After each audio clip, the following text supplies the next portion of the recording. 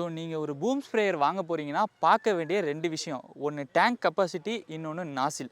நாசிலை நீங்கள் பார்த்துக்கிட்டிங்கன்னா வெளியில் வாங்கும்போது உங்களுக்கு செட்டாகவே வந்துடும். அதை உங்களால் எதுவுமே பண்ண முடியாது. இதுவே நம்ம எம்டிஎம்மில் வாங்கினீங்கன்னா உங்களுக்கு 2 அடி தான் தோட்டம் இருக்குன்னா 2 அடிக்கு ஏற்ற மாதிரி நீங்கள் நாசிலை அட்ஜஸ்ட் பண்ணி வச்சுக்கலாம். அதுவே எனக்கு 4 அடிக்கு மேலே இருக்குன்னா 4 அடிக்கு ஏற்ற மாதிரி நீங்கள் அட்ஜஸ்ட் பண்ணி வச்சுக்கலாம். ஸோ நீங்கள் இப்போ ஒரு உதாரணத்துக்கு பார்த்தோம்னா, ஒரு மஞ்சள் தோட்டம் நீங்கள் வச்சுருக்கீங்கன்னா, அது ஃபுல்லாகவே கீழே தான் மருந்து அடிக்கிற மாரி இருக்கும். அப்போ உங்களுக்கு ஏற்ற மாதிரி இதை கீழே திருப்பி வச்சு நீங்கள் மருந்து அடிச்சுக்க முடியும். அதுவே எலுமிச்சம்பழம், மா, கொய்யா அதெல்லாம் பார்க்கும்போது அதுக்கு மேலே மருந்து அடிக்கிற மாரி இருக்கும். அப்போ அதுக்கேற்ற மாரி மேலே திருப்பி வச்சு உங்களால் மருந்து அடிச்சுக்க முடியும். அப்போ இது மூலியமாக மேலேயும் கீழேயும் உங்களால் திருப்பி வச்சு மருந்து அடிச்சுக்க முடியுங்க. இப்போ நம்மக்கிட்ட நீங்கள் பூம் ஸ்ப்ரேயர் வாங்கினீங்கன்னா, உங்களால் ப்ரெஷரை கண்ட்ரோல் பண்ணிக்க முடியும். அதுவும் 1லேருந்து 10 பார் வரைக்கும் உங்களால் கண்ட்ரோல் பண்ணிக்க முடியுங்க.